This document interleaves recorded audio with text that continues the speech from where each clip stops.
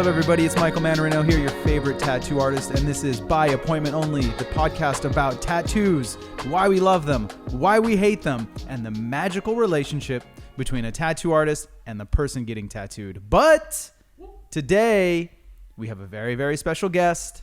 As I said before, every season, one fucking tattoo artist.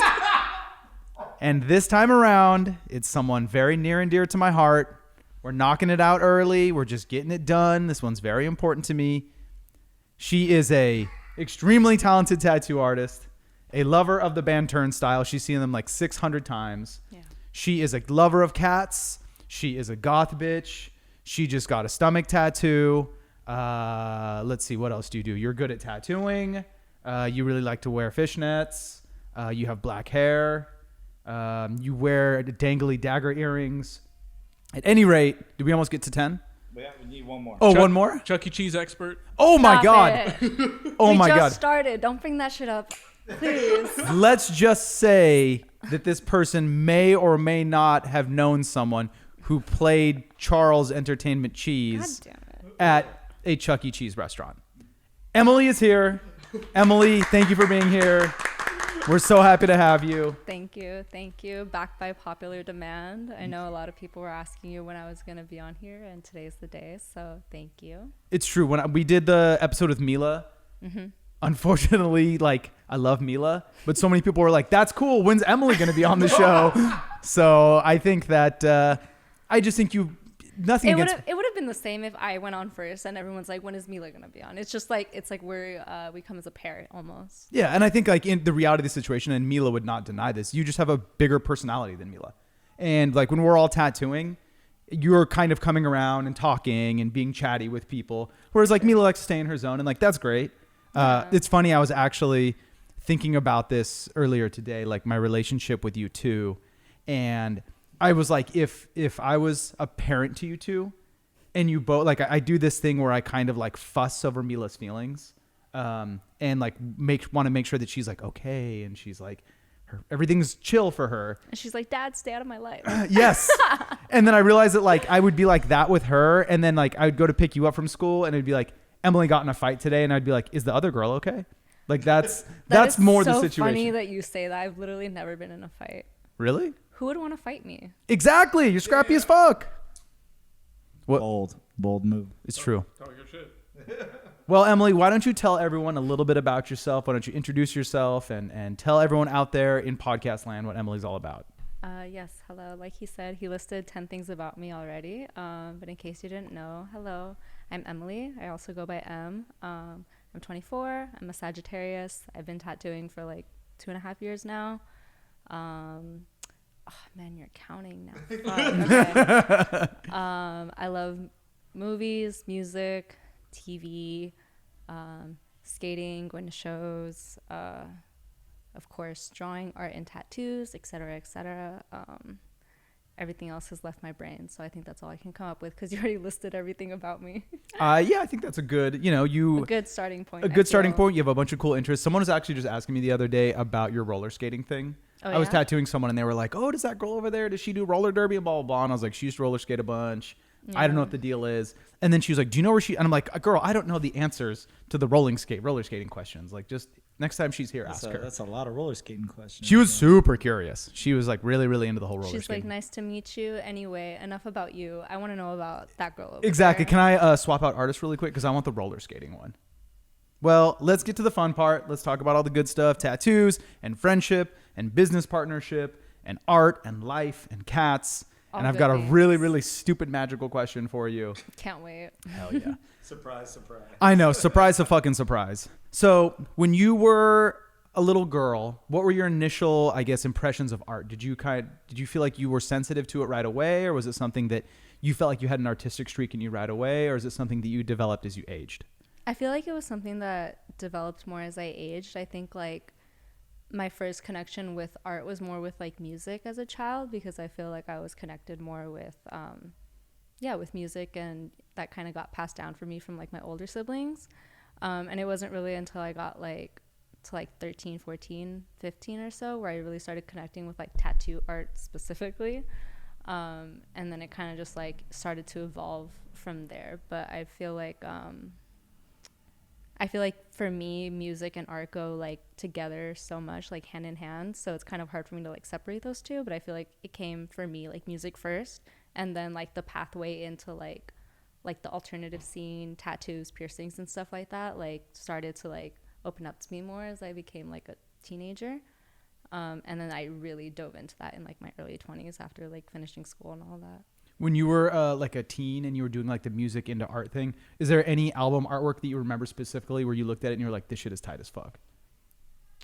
I feel like it always depended more on like the band and like the album more than like the artwork, you know? Because if it was like a band that I really heavily fucked with, or like I remember one of the first things that I would try to do when I started to like dive into like my artistry was I would just try to like recreate album art or like paint album covers based off of the albums that I like to listen to the most. So it wasn't really necessarily like, this is really cool artwork, I want to try to learn how to do this. It was just like, I love this album, so I'm going to paint it. How many times did like, you paint the Toxicity cover? Did you do it like 7,000 times? Honestly, 8,000 never. times? The only ones I can remember doing off the top of my head were like Touche Amore's like Parting the Sea Between Brightness and Me, like the it's like a scenario, like, no, not a fucking scenario, like a background of like a mountain. It's kind of pinkish.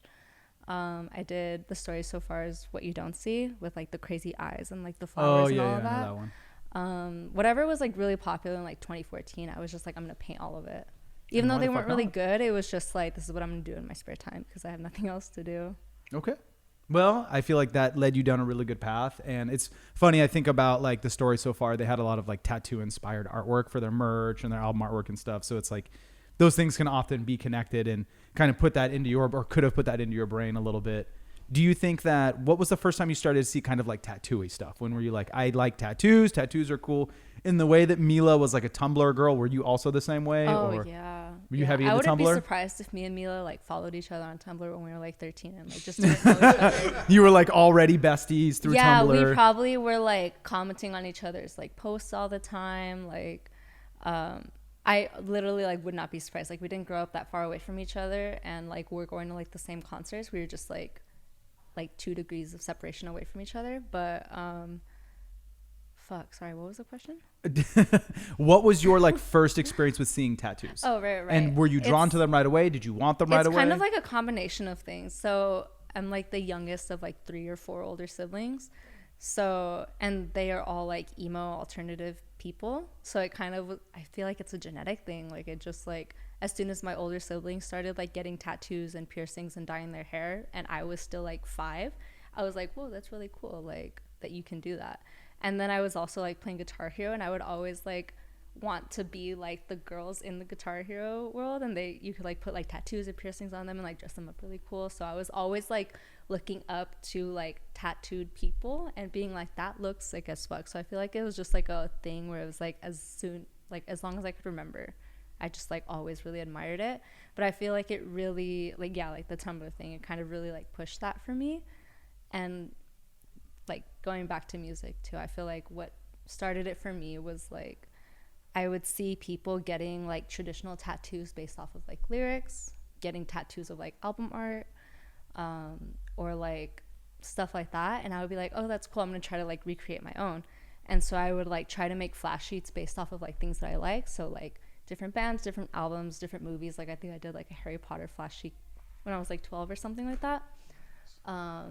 It looks like shit, but do you I feel still like have that it? was like, yeah, I have pictures of it at least. Can you bring it to the shop so I can see it? I have pictures of it. Okay, I don't have like the physical I really copy. want to see it. I have like, you know what I still have? I have like the portfolio that I made for when I was like looking for an apprenticeship, where I had like copies of like my artwork from like teens to like early 20s when I was like trying to get into like the tattooing world. It's so bad, dude. Well, listen, my artwork from like when I first started It's really tattooing bad. is not good. Yeah, I know. I feel I'm like sorry everybody's to everyone is. out there, but you know, when you first start, you're really figuring it out. And What? You didn't just like pick up a pen and you were like fucking making Picasso? I know it's mad crazy. I know to think that like, no, I don't have the gift, or I wasn't like crushing it right away. Those first couple years Everyone were thinks touch and that go. like we come out the womb like knowing how to draw, and we've always been good, and it's like, nah, dude, that shit took years of like trial and error. So I just want to say, and for everyone that will see this like either on YouTube or in the TikToks, me and Emily are switched because Emily requested that we switch because she wanted to show her good side. And because Emily's my dear friend, I said no sweat. Direct quote. Either we switch sides or I'm not doing the podcast. Or I'm not doing the podcast. Yes, exactly. I just want to say. You literally were like, yeah, I'll run it by them. And I'm going to be like, well, if they say no, then I guess we're just not doing it then.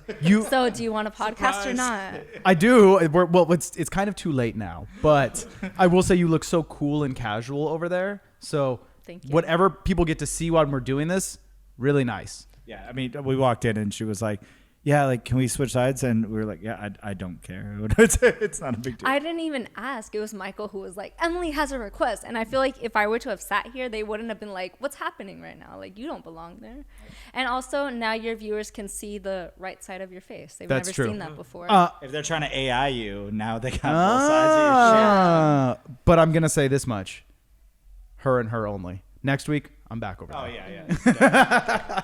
So what you're saying is that without Guitar Hero and your love of Guitar Hero, you would not be here today. You would not be tatted. You would not be a tattoo artist. Do you think that Guitar Hero is like one of your greatest influences to get tattooed and become a tattooer? Because that's pretty fucking cool. Thank you.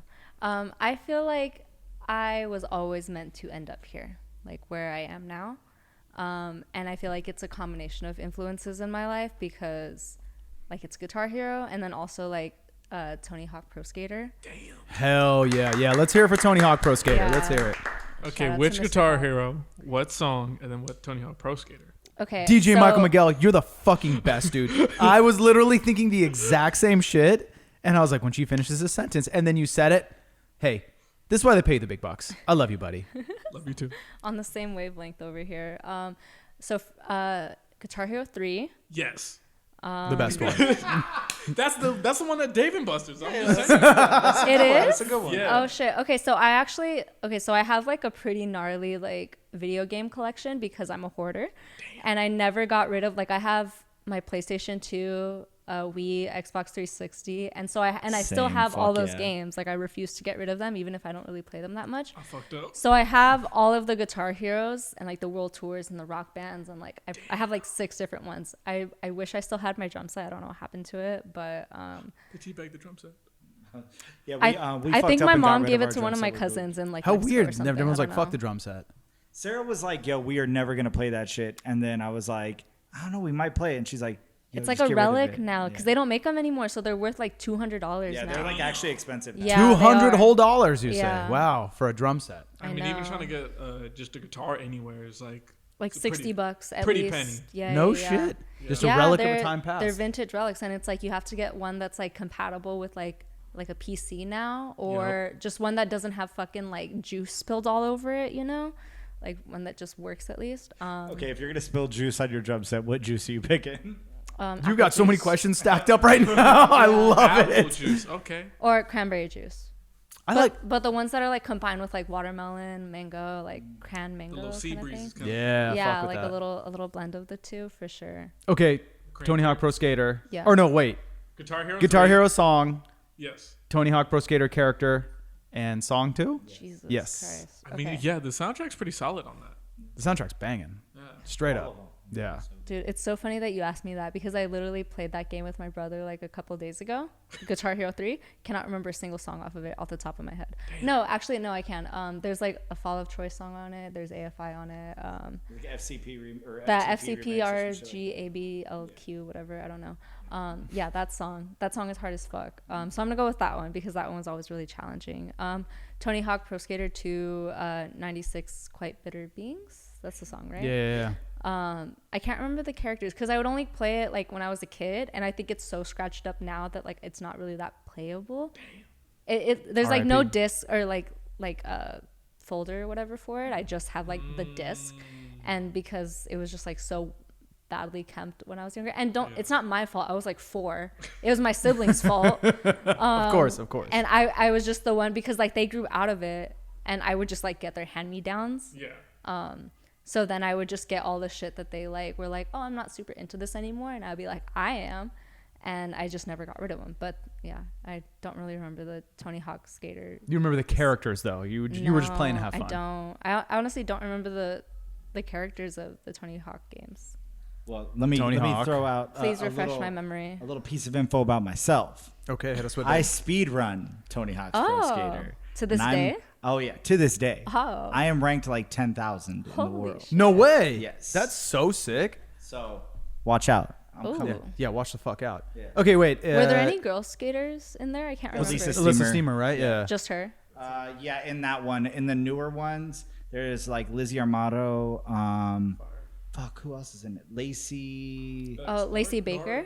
Yeah, Lacey Baker's in it. Yeah, I mean, there's a bunch now, but yeah, back in the day, and now especially because you can do like the creative skaters, people like upload fucking everyone. So there's so many. Oh, that's cool. I didn't know that. Yeah, that's cool as fuck. I'm pretty sure the answer is no all around, but did any of you ever play DJ Hero? No. I just bought it again with the actual turntable and then the 2 games. Yo, that shit is so fucking fun. It's hard as fuck. It's hard as fuck, but it's so fun. Yes. The Little John song is like, dude, there was a time in my life where literally like I had been tattooing for like a couple years. I was living with another dude that I tattooed with, and every night we would drink a Four Loko and just play DJ Hero all night. It was such, honestly, hey, Big J, if you hear this, I love you. Shout out Big J. Holy fuck.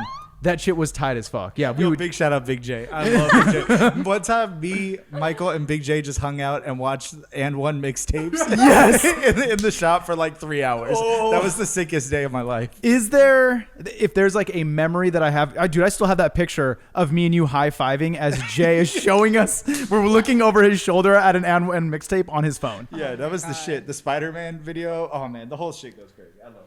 We're getting really off track, but I just want to say really quickly, did you watch the and one mixtape Netflix documentary? No, I haven't yet. Yo, but you I have to watch it. Yeah, It's so good. Dude, it made me very nostalgic for the and one mixtapes. I'll watch it tonight just for you. Hell yeah. So let's talk about you some more.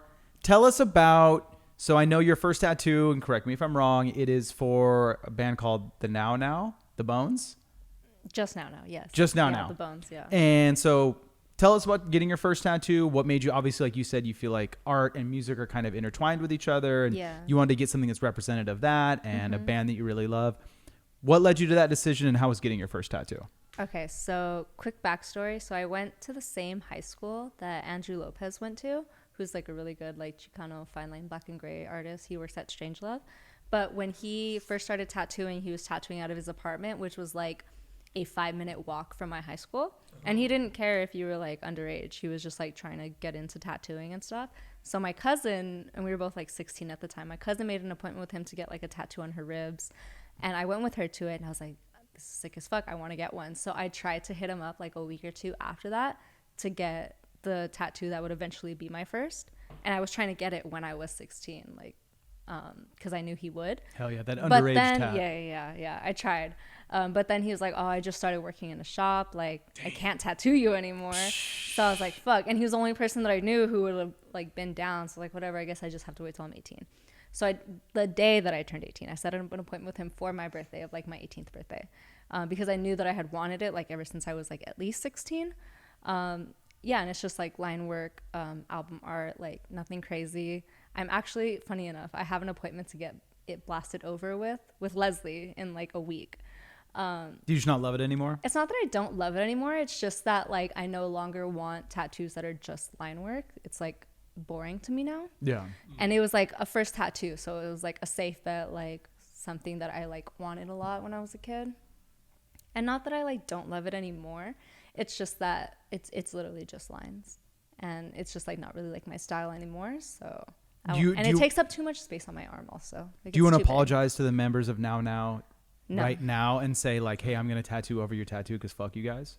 No, I actually like met the band when I saw them like I think in like 2017 or something. Like they played at like the Echo, and they were like hanging out at like their merch tent afterwards. And I was like, oh my gosh, I love you guys. Look at this tattoo. And they were like fawning over it. They were like, oh my God, I've never seen that before. Like they were calling over like other people, like come look at her tattoo. So that enough, like I'm sure it boosted their ego and gave them enough serotonin to last. So I'm sure they wouldn't even like. And once you tattoo over that tattoo, that good memory is gonna dissolve and disappear. I don't think so. not for them. I like to think not. Okay. All right. So you get your first tattoo. It was a good experience. It was a cool experience. I was 45 minutes late, so I'm sure it wasn't a good experience for Andrew. In I'm sorry, classic Andrew. Emily fashion, a person who does not pride herself on being on time. It's not that it's not a pride. It's like a literal disability. Like, Yeah. incapable of being This one on too is time DJ for, like, MichaelMiguel most chronically things. late. This motherfucker. Do you also have ADHD? Possibly. I don't know. Oh, okay. I do. Is it so? The lateness thing, is it just like you? We've talked about this, but like you just get distracted, huh? Yeah, no, but what it was for me is Don't like get me I said, I scheduled this for like the day of my 18th birthday. And so I tried to change my appearance in as many ways as I could on my 18th birthday because I was like, I can now. So I made an appointment to like dye my hair and get a piercing and get a tattoo in the same day. God, the trifecta, the Yeah. alternative trifecta. I was literally like, go big or go home. And they all like just like took longer than I thought. So I was just running late to all of them that day. So it wasn't Yeah. your fault, actually. It was either the piercer or the No, it hairdresser. was my fault for sure. I'm glad you can admit that. Yeah, Love a I self-aware can. queen. We Oh, love Yeah, it. I love that. No, it was my fault. I just thought that they wouldn't have taken as long because I had never gone to get any of those before, so I didn't realize how long they would take. So I like mismanaged my appointment times. It's That's my okay. fault, Hey, yeah. it happens. It happens. It happens. It still happens to this day. I still have a terrible time of like keeping track of myself. It's But they know. But they know, yeah. and it's one of those things where sometimes when there's Emily's client sitting on the couch, and I'm like, oh, she'll be along. It's fine. It's fine. And then 15 minutes later, I hear the keys jingling in the door. And then she comes in. She's like, oh, hi. It's been a crazy morning. Let me get your artwork ready. And she has like this rehearsing that she always says. And I'm just like, classic Emily. What a Yeah, legend. I What a know. fucking legend. I know. So speaking of being legendary, Mm-hmm. one of my favorite facts about you is that you are a banana slug. Is that true or is that not true? Oh yeah, I pride myself on being a banana slug for sure. So yeah, shout out UC Santa Cruz. Shout out the banana slugs. Mm-hmm. So when you were at UC Santa Cruz, you were doing video game design? Game design. No, it's called art and design, games and playable media. That's what's on my degree. And at that time, did you have any inclination that maybe you still wanted a tattoo, or you were like, I'm For artistic. sure. I think I'm going to maybe do this instead. Like, were tattoos still on your mind? Oh, 100%. Ever since I was like 13 or 14, I knew I wanted. It was like my dream job to be a tattooer. Like, but it always felt like such a far away thing, you know, like not really something that was like tangible or like capable of like achieving. And like I said, I'm a Sagittarius, so I was born in December. And so I was 17 when I finished high school and 17 when I started college. So it was like, couldn't even get tattooed at the time. So I just like went through with like the college and school route because like that's what everyone else was doing. I chose Santa Cruz specifically because it was far away. I was trying to like get out of LA for a little bit. And it was like beautiful. It was like in the forest by the beach. And they also had like that game design program, but it was a art degree. It's a Bachelor of Arts. It's not a computer science degree. So it was a lot of like animation, 3D modeling, graphic design, shit like that. So I thought like, oh, okay, that's cool. Like it's not really just like a art degree. It's like something that I could potentially like do in the future. Cause like I said, like tattooing just felt so far away. So I was still trying to think of like, oh, okay, maybe this is something that I can do and that I'll like it. It's just like not for me though. Did you feel like when you were there and you're like going through it and you're going to class and you're doing the thing, even then were you like, man, this is not for me? Or you were like, fuck it, I just got to push through. Maybe I'll love it.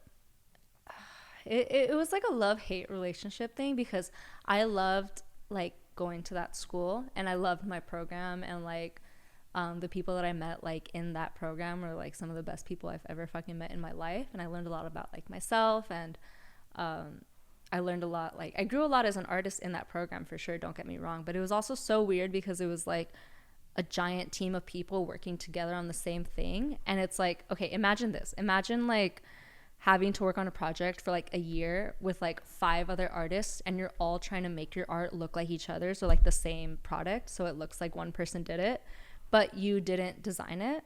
So I would always try to make my art look like somebody else's. And that was really frustrating for me because I felt like I didn't really know how to like draw and like adapt to like other people's work or styles and stuff. And I feel like my style of art and like what I like to do didn't really translate in like game design stuff. So I always felt like lost in my own artistry, like while I was working on like these game design projects, because it was like, it was being like pushed forward or like in a direction that I didn't know how to follow. And it was so frustrating because it was like, I was just never happy with anything that I would draw, and I would be like, I fucking suck because it doesn't look like this person's like work. And also it's very technical, you know, like animation and 3D modeling is like a very like mathematical thing. And it's like if you fuck up one step, then like the rest of your like project is going to be fucked up. And so I just always felt really frustrated like working on shit, even though like it was so cool, and I'm really glad like I did it, and I don't like regret doing that at all. It was just like I always like felt kind of lost in it in a way.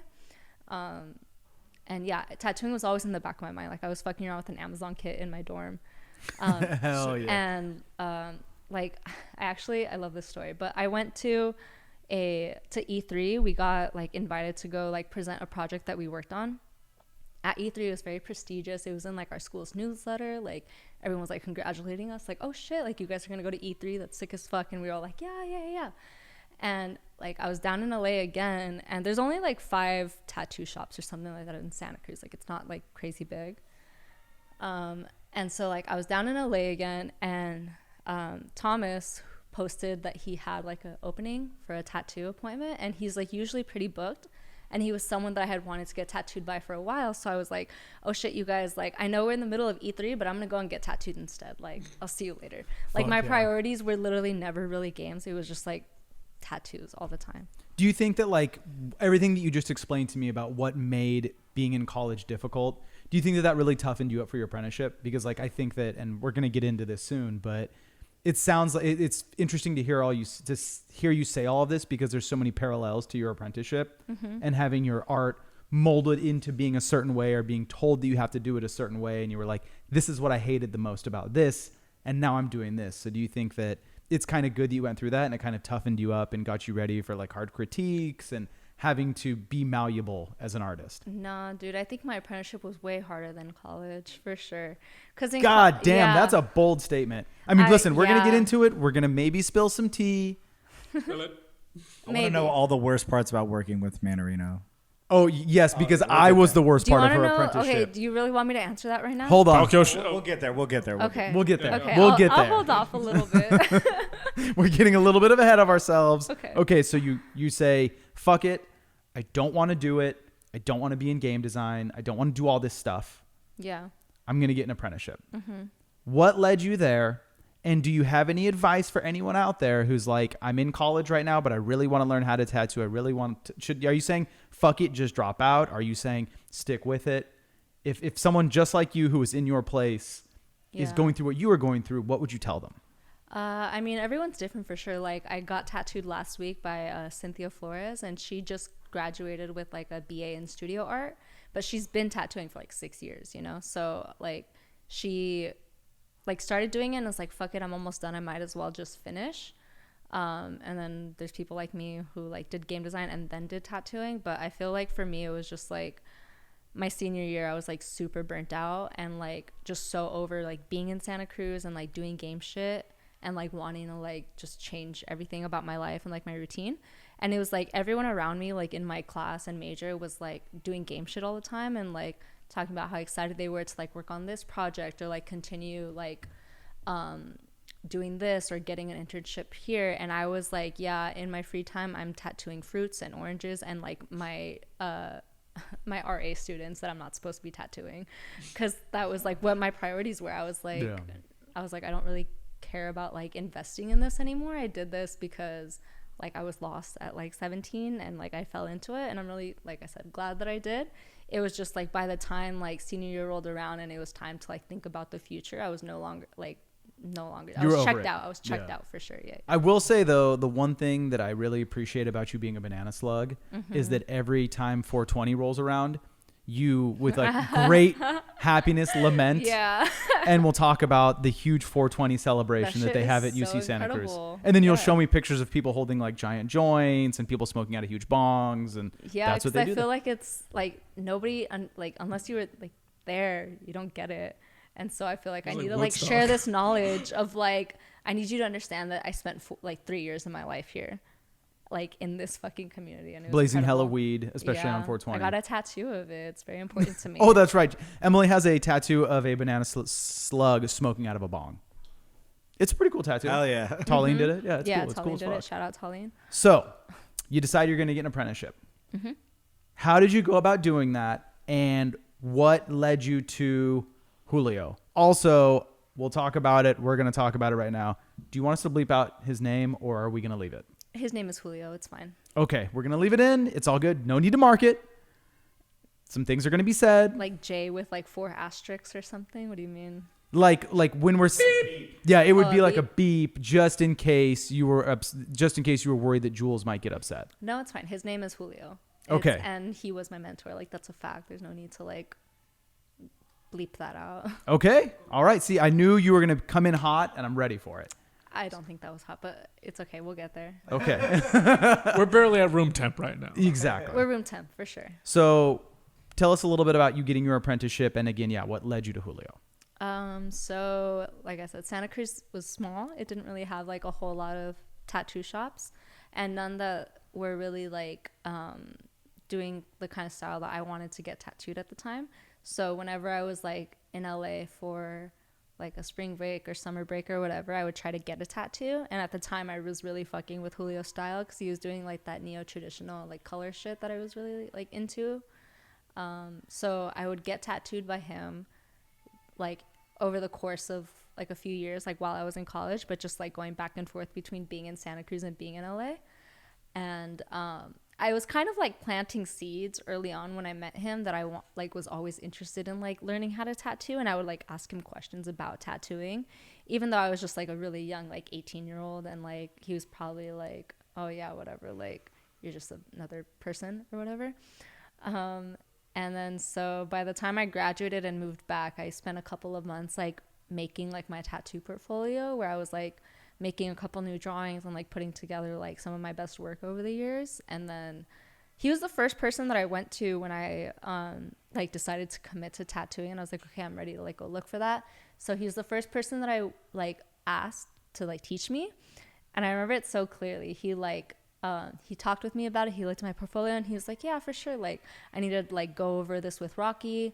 I'll like get back to you in like a day or two. And I was like, okay, thank you. And I remember like almost crying tears of joy because I was like, he said maybe yes. Like that is such a like good thing. So I was like, I'm for sure in. And then he ghosted me for like 2 months in the way that Julio does. No way. Not Julio. That doesn't sound like something he would do at all. That's crazy. Yeah. And so I was like, I was trying so hard to get a hold of him and just be like, hey, if you need more time to like figure it out, that's cool. Like, I just want to know like what you're thinking. I would like show up to the shop unannounced, hoping to like catch him, and I just like couldn't get a hold of him for a couple of months. So I was like, okay, I'm gonna take the hint that that's a no. And then so I just kept taking my portfolio around to like other shops. Dude, I probably spent like weeks and going to like 50 shops or something in LA with my portfolio, and everyone of course was like, I don't know you, like no. And then I got an apprenticeship at like a local shop in Pico, like near like where I grew up. And I was there for like 3 weeks, and in the Julio fashion, he was like, oh, you're doing something at your pace? I'm going to butt in now and be like, okay, now I'm ready to apprentice you. So he hit me up like 3 weeks into like this other apprenticeship that I had started because I had assumed like it was a no for me. And then he said, if you still want to apprentice, like I'm down to teach you. And so I had to like break up with this other shop, and I was like, I got a better offer, so I'm leaving. And how was that conversation? Was that fun? It felt like I was breaking up with somebody, and I remember like I showed up at 12, like knowing that day that would be my last day, and I was gonna have to tell the owner eventually that I was leaving. And he scared the shit out of me. He was like in like the Mongol like biker gang, and like he was just really intimidating, you know. He was a very nice guy, and I'm really grateful that he was like willing to take me in at all. But I also knew that like Julio's style just like matched more with what I wanted to do, and I would like learn better and progress better like under him. So I knew it was like the best decision for me, but I was so fucking intimidated. I was so anxious all day, and I was just like sitting like at my desk like mustering up the courage for like fucking 5 hours, bro, to be like hey, I'm done, because I could have just like gotten there like early at the day and like let him know at the beginning of the day, but I was so anxious. It was so hard. I felt like I was breaking up with him. And he was like, wait, so are you in or are you out? And I said, I'm out. And he's like, all right, get your shit and go. And I was like, okay, thank you, bye. So that went pretty well, given the circumstance. He blocked me, but yeah, it's fine. Damn. Okay, all right. So do? to bring this all together, now you get the apprenticeship of Julio. Mm-hmm. Tell everyone about your first day as an apprentice and meeting me, Michael. How did that all go down? Wait, you guys worked at the same shop? Yes, and I was the first point of contact for Emily. Okay, so just so we're clear, you had already worked at this shop, and then you came in as an apprentice. Mm-hmm. Okay, cool. Well, okay, so here's the best part of this story. I'm tattooing, minding my fucking business, Sick. and walks in Emily, and the Late? following. No. I didn't even know. You know what? Probably. Okay. But someone else was later. Go ahead and tell us the story. Okay. So I pull up to the shop the way Julio tells me to. And then Julio's nowhere to be found, but I see Michael and he's tattooing. So I walk in and Michael's like, hello, are you here to get tattooed? Do you have an appointment? And I said, no, I'm actually Julio's new apprentice. And he goes, God damn, he got another one? And then he's like, he's tattooing. He goes, well, fucking go clean something, I guess. I don't know. Like, Julio has not, like, mentioned me at all. Nothing. Like, no information. Hey, someone's going to be coming in. I could have been there to rob the shop for all he knew. My head was fucking spinning. And there was already all these apprentices in and out of the shop. And now I'm just like, cool. So there's another one here. And I guess now it's my responsibility to figure out what this girl needs to do for the next 2 hours. Because Julio's not going to be here anytime soon. He wasn't there the entire day. That's right. He wasn't there the entire day. He forgot. He forgot. Hell yeah. Yeah, I know. Yeah. Okay. I know. So I'm going to do my little soapbox thing. Tattooers, please. I'm begging you. If you're going to take on an apprentice, take it seriously. Just for their first day, if you want to put them through the ringer or whatever. He for sure did. That's just how he is. Just how he is. That's how he is. So let's get into that. And this is the thing that this is what makes you special. And Mila and I had our whole conversation, and we have a very warm and fuzzy brother, sister, where I look out for her. And like I said, I fuss over her feelings and her career. And I was really, really, really sensitive to Mila during her apprenticeship. Mm-hmm. And I remember asking her to go get me a slice of pizza across the street, and I felt bad about it all day. That's how soft I was on Mila. Mm-hmm. You were so soft on Mila, but Emily walks in her first day. I don't know, fucking clean something. Yeah. But it's true. I didn't know what the fuck to do. So I didn't know him. Yeah. Give me a slice. I don't know. Clean something. yeah, do please. something. Give me a slice, clean something, do something. Burger Guys is across the street. I mean, I could use a Beyond Yo, I Burger. low-key miss that shit. I miss that shit. Too. What was it like? Because I got to witness it firsthand, and sometimes it was funny, and sometimes I was like, God damn, that poor girl. For anyone that's out there that is currently an apprentice and their mentor is fucking putting them through it. And I'm not saying that you got put 100% through it, but you did some dumb shit. There were days where you were just like, motherfucker, man, what is going on here? Tell us a little bit what that was like and what kept you going and what was just like, I can't give up. I can't give up. I can't give up. I mean, like I said, he was my first pick as someone that I wanted to mentor under. So the fact that I got in at all, I was like, I can't fuck this up. I had already tried with 100 other shops. I had already did a 3-week-long apprenticeship somewhere else, and nothing else was meeting my standards or felt like it was going to push me and help me grow and thrive like it did at Golden Daggers. And then I feel after working with him so closely, I feel I just understood he's just hella chaotic. Same thing, ADHD. And so in a way I learned not to take it personally because I'm that's just how he is. At the end of the day, we could talk about it forever, but literally that's just how his brain works and it functions. It's very chaotic, disorganized, and but also intense, when you're going and getting his car washed for him or helping his wife do stuff, were you just man, fuck this? There were very few times I think I was telling you earlier, I'm very bad with confrontation and standing up for myself. So there were times where we would butt heads. I remember one time, okay, listen to this. During COVID, listen. During COVID, when we were all shut down and not able to tattoo, and he was tattooing out of a little office space in DTLA, and we were setting it up, he didn't have a step ladder or anything sturdy to stand on, and he wanted me to put a clock up on the wall, and he was here, stand on this, and he pulled a rolling stool out, and that was the first time that I was no. I was like, dude, I don't want to break my neck. And he was like, get the fuck up. Like, I'm telling you what to do, you know, like the way he does. But that's just like him being like literally just trying to like bark and like assert his dominance. And I was like, dude, like get me a step ladder and I will gladly do it. But like, no, I don't feel comfortable standing on this chair with wheels. And like I'm fucking clumsy. Like I'll fall and break my neck probably. Like, no. And so like whenever I would try to kind of just be like, no with him, it was like very argumentative. Like I remember too, sorry, Veronica, if you're listening to this, but on the day before February 13th, the day before Valentine's Day, he realized that he hadn't got her any presents. And he was tattooing and it was like 8:00. And he started telling me like, Emily, tomorrow morning at 7 a.m., I need you to go to Best Buy and get her these things and then come and then set me up and then do all these things. And I was like, yeah, no, like Best Buy opens at 9. Okay. Yeah, or whatever, like whatever he was telling me to do.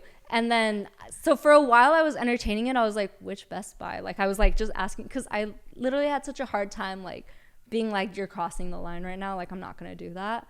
But I remember like that. I was literally like, yeah, dude, I'm not gonna do that for you. Like that's your fault for not getting her anything. I remember you coming into the shop and being like, fucking Julio. He wants me to like create this. Do you remember? Okay, wait, really quick. Do you remember? I think it was Christmas. He sent me to go to the box store. Oh yes, I remember. I remember. Okay, he got her like this crazy taxidermy, like was it a fox? Bird? It was like a deer with wings. It was a crazy shape, like impossible to wrap and like super fragile. So he was like, I need you to go to like this box store like a couple miles away and get a box that's like big enough to fit this. And then I'm like, okay. And then I'm like calling him like, okay, I got the box. He's like, okay, now go to Target and get me this specific wrapping paper, this like blah, blah, blah, blah. So I'm like running all these personal errands for him, for his wife, who I like love dearly. So I was like, yeah, whatever. Like, I don't care as long as it like helps me like learn how to tattoo, whatever. And then so I'm like running all these errands for him for his wife's like Christmas and birthday gift. And then I get back to the shop like hours later. The man drives a Jeep and he's like, oh, this box doesn't fit in my car. So we just threw it away. I remember this day very well. I was just like, Emily's head is going to fucking explode. Like this is it. She's going to die. Wait, so he's at the shop, yes? Yes. And you're at the shop as you hear these phone calls going off. I'm a bystander. Okay, I'll just say this much. As a bystander to a lot of this craziness, there were so many times where I would just be tattooing and just like shaking my head being like, woo, that is an interesting situation. I felt like every time that I came in there, like I found it super interesting that you two ended up working together because like the vibe between the two of you was always like really good. You know what I mean? Like I always noticed that being in there. But the funny thing is that you always kind of had that like it was the amount of times that you were like, what the fuck? So funny. So fucking funny. Yeah. So hearing that none of this surprises me that you would feel that way about these situations. I definitely probably said what the fuck in my head 100 million times with some of these situations. Yeah, he for sure would like use me as like a personal assistant and like whatever, like it is what it is. But so at the end of the day, like obviously you're glad you learned. You and I both like, even though we have like funny or weird relationships, especially with Julio, like he's a good dude. He hired me at Golden Daggers. He taught you how to tattoo. Yeah. Whatever. If not for that, we wouldn't be here right now. Exactly. So, you know, we're just telling funny stories. But for anyone out there that like is an apprentice right now and is going through that same shit, do you just tell them like, just stick with it, just hang tough? Like, I promise it's worth it, because it can be really fucking grinding and really, it can tear you down, because you and I had more similar apprenticeships where I was off doing stupid shit and running crazy errands and shining my mentor's motorcycle with a toothbrush and being like, what does this have to do with tattooing? Yeah, it's a thing. The whole logic is that they break you down and build you up stronger. It's a very old school mentality. Yeah, for sure. You need to focus on your art and tattooing and just like having respect for your craft and treating it as a business. All the other stuff, all the other like weird pieces of tattooing, it's dumb. Mm-hmm. The cleaning, like incessantly, dude, I used to have to go get 5 different lunches at 5 different places. Fuck. And I would have to time it out, because if someone's lunch was cold, they would flip the fuck out. And it was like, which lunch could get colder in increments of me driving around Fullerton. And it wasn't like, oh, I want McDonald's and Taco Bell's across the street and fucking Roscoe's Deli is like, no, these are places that were like a giant star, and I would be driving around Fullerton like a fucking psycho doing that shit. But I wouldn't be here today without it. And hey, Todd, I love you, buddy. Thank you for teaching me how to tattoo. You're hectic as fuck, but Todd was mad hectic too. Todd is mad, dude. Todd is mad hectic. You're one of the only people in my life who like has met that person and understands what he's like. Hey, But who do you think would win in a fight, Todd or Julio? Todd would whip Julio's ass. I'm telling you, I know Julio has like a dark side. I know Julio can be scrappy. But let me tell you something. I spent a lot of time with Todd. And he's a tough motherfucker deep down inside. Like tough motherfucker. He's a guy. Yeah, he's a man. Oh yeah. He has pride and honor tattooed across his stomach. Holy shit. That tells me everything that you need to know. Julio has work hard on his knuckles. Fuck yes, he does. Yeah. What's the matter with like the people that I'm directly underneath? Why are they all so crazy? No, I really can't explain it. Just like that generation of Let's say about you. that I'm like slightly less crazy. I guess so. And I guess I created a slightly less crazy tattooer. Yeah, I'll take it. I feel like all artists are a little bit crazy though. You have to be. You have to be, yeah. Now, I asked Mila this, and I'm fairly certain I know your answer, but if you could change your fate, would you have rather learned from a woman?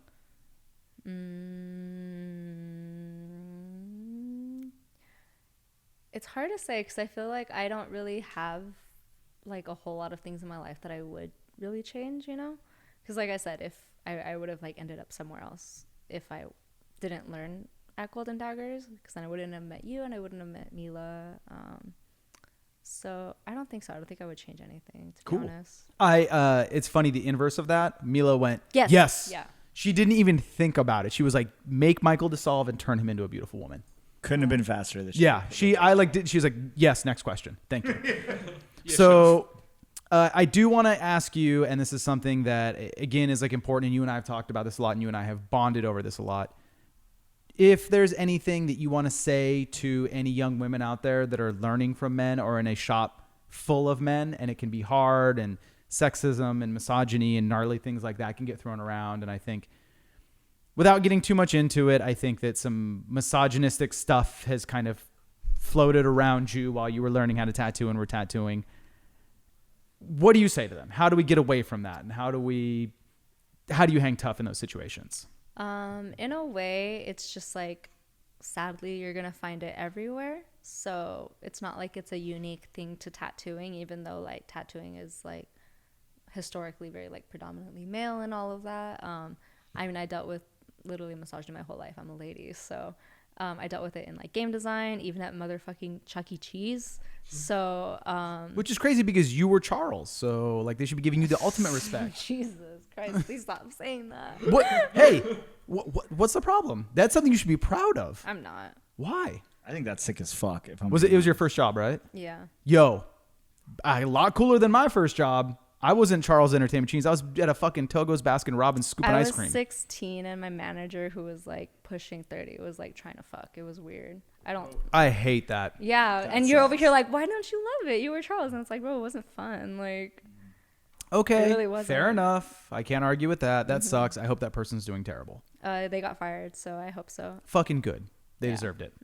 At any rate, so you say like it just is what it is. Just try to not let it fuck with you. Try not to let it affect you negatively. Yeah, I mean, I feel like as a community, we should be pushing to like do better and like cultivate better environments that don't have any misogyny in them, you know. But like at the end of the day, it's just like the world we live in. So you're gonna find it in almost every single field. So it's not like it's exclusive to tattooing specifically. It's just like, yeah, I mean, I feel like that's why so many people like prefer to get tattooed by women, or there's like women only shops and stuff like that, or like a shop where there's like an even mix of like men and women. But yeah, I feel like you kind of just have to tough it out until you're able to like cultivate your own space and then like pave way for like future generations, like what we're doing right now.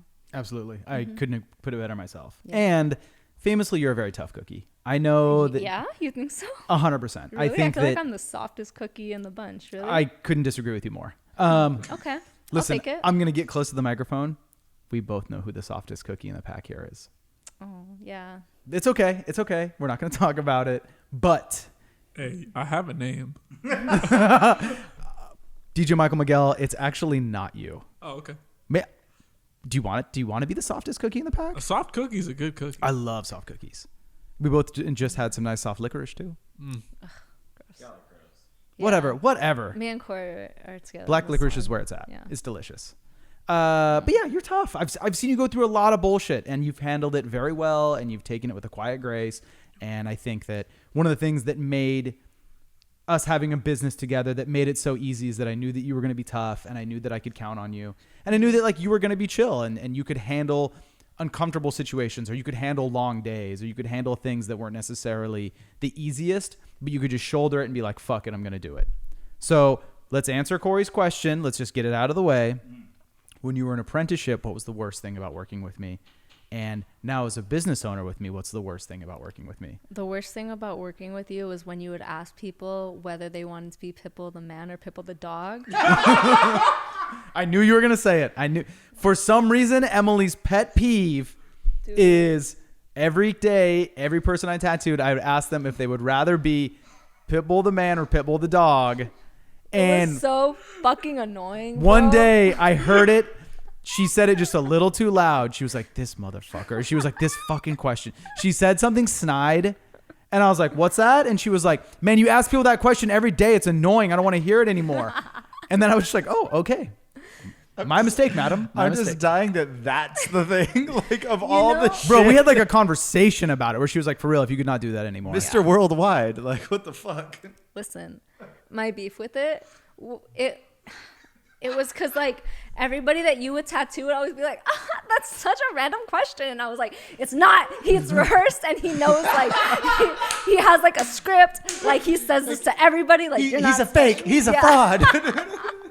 And let me say He's a too, big fat phony. Yeah. I am very conscious now of like not asking the same questions or like. Did that make you insecure where you're like, I need to be aware of how Emily perceives my questions to my clients? Insecure is not the right word. If anything, you help me be better. You help me be more creative because I was sticking to a script that was like fun and ha, whatever. It wasn't fun. There we have it. There we have it. It wasn't fun. So I adjusted and was like, you know what? I'm going to try and kind of tailor conversations to each person instead of it being this like blanketed thing that I ask everyone. Yeah. And your would you rather questions were like, I mean, I guess that was one of them, but that was like the one that was recycled so much. And then like, oh God, dude. But you have to understand, would you rather is like one of the pillars of this You are going to podcast. be so bummed in about 15 minutes. Yeah, when there's you one ask coming me your the way, so question. get ready. No. Actually, it's not a would you rather. It's like a can you keep a secret? Oh, okay. Hers is more like that. I didn't really want to do a would you rather. Because you know how much I don't like them. Yes. Mm-hmm. So Pitbull the dog. I will say, Did you ever answer that question for yourself? No, I refuse. I feel like I tried to like kind of fuck around, and she was like, haha, I don't fucking care. Yeah. Neither. Quickly, I will say too, and this is like, I'm more embarrassed about this. One time this is like a stupid thing. I don't know why I did this, but I asked Emily if she knew how to mop. And it wasn't like it was not like me being like, do you like, you're stupid. It was like, I was trying to be sincere. Okay, backstory. Okay. I don't remember. I was like truly trying to be nice. Like, if you don't know, I'll show you. No. Listen. I don't remember how, but somehow Stop our looking at me like bathroom that. fucking flooded. And there was just like water pouring out everywhere. And I was the apprentice at the time. So I was responsible for like cleaning up all that shit. And it was like very early on. It's like me being there. I didn't really like know you like that. We weren't like fucking around. I think that was the first time where I started like being like snarky with you. And shit just started like there was water everywhere. And Michael, like being the like organizing, like, oh my God, I need to do something kind of person that he is, was like, we got to like clean this up. And so someone like stopped the water running. And then there was just like all this like fucking wetness on the floor. And then he goes, okay, he says, you know how to mop, right? And I was like, no, can you show me? And then he just starts like being like, yeah. And then he just starts mopping it. And I'm like standing there like watching him clean up this mess for me. And I was like, okay, cool. Like, I'll do that next time. And he was like, oh, you were fucking with me, weren't you? You're like, haha, got him. Yeah. I've never felt so. That's probably like one of the moments in my life I felt the dumbest, where I was like, why on earth would she not know how to fucking mop? And how did I just spend the last 5 minutes showing her how to do it? He was Idiotic. full on like, I'm going to be so helpful today. Like, I'm going to teach her how to mop. And it's going to be like great, a bonding experience. And I was just sitting there like, fucking idiot. Well, we own a business together. You know I'm a fucking idiot. So that shouldn't come as a big surprise I'm to also you. a fucking idiot. I think we're two idiots together in a business making a not idiotic Synergy. business. Yeah. Synergy. So you start tattooing. You're sort of out from underneath Julio's thumb. Mm-hmm. What were the first days of tattooing? I mean, I know it's kind of funny that we're having this conversation like twice in one day because Prince Taju was here and we were having this conversation. But those first days of tattooing, what was it like? Was it hard? What were struggles? Were you like, I'm just happy to be tattooing, or were you like, I'm drowning, I don't know if I'm going to be able to do this? It was a mix of both. A lot of emotions. It was weird because Julio would, at first, he would kind of like step away and like not be over my shoulder and like shadowing me, so he kind of like would let me figure it out. But then when he would come back, it was like I was sweating and I was shaking, and he'd be like, no, and then like being the way he is, like the chaotic way of teaching that he does. So it was a mix of both things, you know. But it was for sure like one of the hardest things I've ever done. Still to this day, it's like incredibly difficult. But yeah, those first couple of tattoos were fucking not rough, like they're bad tattoos or anything like that, but like emotionally it was so difficult. Yeah, when you first start tattooing, emotionally it's really rough. I remember, and this like it was so sweet. I wish I could remember who it was, but I was tattooing someone, and that was all happening in like you're in Julio Station, and I said like to my client, like under my breath, I was like, poor girl, and then my client was like, she'll be okay, and I was like, oh, that's so nice. Like they could just feel how badly you wanted to do it, and like how driven you were. And to be honest with you, like I never at any point, even when you were apprenticing and we were sitting next to each other, I never was like, this girl's in trouble or it's gonna be an issue. I mean, there were times where you came up to and you were like, hands on your hips, like, hey Michael, couple of questions about this tattoo. I'm a little bit, it's, you know, this is happening and that's happening, but nothing ever gnarly happened, and you thugged it out and it was all good. And so the next thing, getting off the back of that, how did you get to your style? And I think that's the biggest thing. And again, we were talking to Taju about it. One of the hardest parts of being a tattooer and tattooing is finding your style.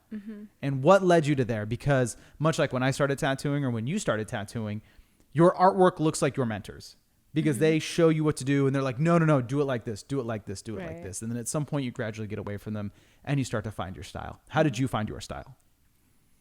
Oof, I don't know, dude. I feel like I'm still struggling to find it, but I feel like lately I've been leaning more into like a mix of fine line and traditional, and like kind of gothic neo-traditional kind of stuff.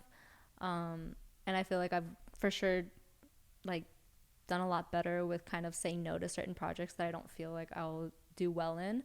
Because there's nothing fucking worse than like doing a tattoo and like thinking like, oh, I fucking hate this shit, or like I can't wait for this to be over. It's the worst feeling in the world. The worst. The absolute worst feeling in the world. And like not fair to like my client either, for me to like have that mentality like while tattooing them. So I feel like only taking on projects that I feel like I'll be able to like do something that I'm happy with, or that I'll be able to like put my own spin on, has been good. But yeah, dude, I don't know. I feel like I'm constantly like finding inspiration in like different areas. And like I said, like my style is always changing. It took forever for me to even like find something that I'm like comfortable doing, or something where I'm like, yeah, I really like this. Are you feeling pretty confident though? Are you like, I'm starting to figure it out, I'm really, really liking the way that I mean, I like the way that you tattoo. I just want to say too, and everyone that is listening to this or watching this, you can actually see it on Emily's Instagram. She did a tribal piece that's basically this big on a girl's like middle back, lower back, butt cheeks, back of her thighs on both sides. She was here until like almost 2 a.m. That shit was sick as fuck. Yeah, it's sick as fuck. Like, check that shit out. Get Neo Tribal from Emily.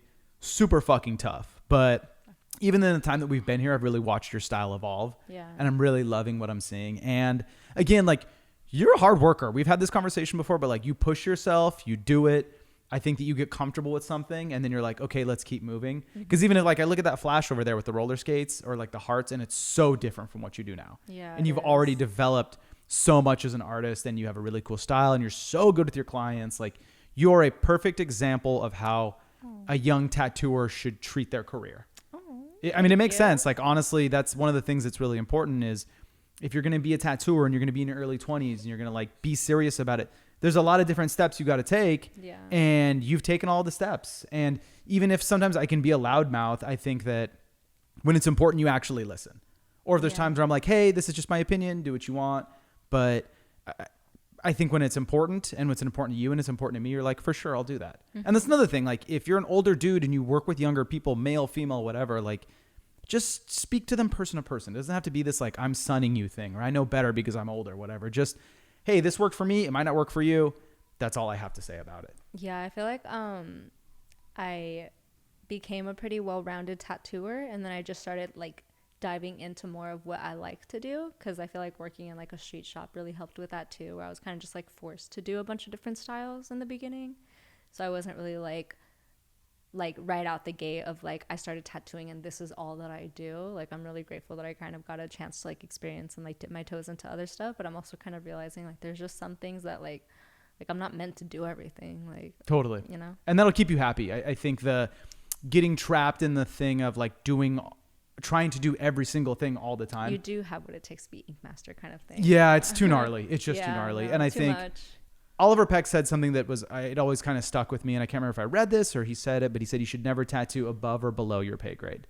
And I think that's a really, really good piece of advice for anyone that's tattooing. Like, if you think that like this is way above my pay grade or way below my pay grade, then you shouldn't be doing it, because there's someone else that's their fit and they're going to kill it and it's going to make more sense. Yeah, it's really nice too, like having more people here now, because I feel like now we have a place like besides like realism, I guess, but like whenever people have like asked me to do certain things, I'll be like, you know what, like Michael's better off doing that, or like Sway's better off doing that, or even Mila, like for pinups and stuff like that. So I feel like it's nice to just be able to like have like a space where we can all kind of like dive into like certain styles and like things that we can kind of like tattoo the same people and like keep it in like a nice like circle, you know? Yes. And I think that we all like learn from each other and inspire each other. You know, when we were talking about your wrist tattoo earlier, like it's one of those things where you're like pushing me and being like, well, try this and we should do this. And I want it to look like that. And instead of me having an ego or getting upset about it and being like, I drew you this one thing, just fucking get it. Yeah. We're working together. It's like true collaboration. And that's what makes the best kind of art. It's funny though, because like I feel like artists butt head the most because there's so much like personality in like our artwork too. So it's like trying to like have a common vision can sometimes be a little bit difficult. Yeah, I mean, you know. I think you and I never really have ever like butt heads in that way. But I can see how it happens. But I like you and I both aren't just one of those people where you like get wound up if someone gives you a critique. Yeah. You know, like it's really not. It's super not that deep. Just take the critique, take the notes. It'll make you better. Yeah. You know, that's it. So the one thing, and like, I'm curious about this, and I think this is an important thing for us to talk about. And even if you're just like, this is what I did, this is how it went, the end. Mm-hmm. So we decide to open this business and open 9 Lives and have the whole thing going on. Mm-hmm. And so you have to go to your mentor, Julio, and say, yo, I'm leaving. Mm-hmm. And we had a whole conversation about it, and you were stressed, and it was like a whole thing.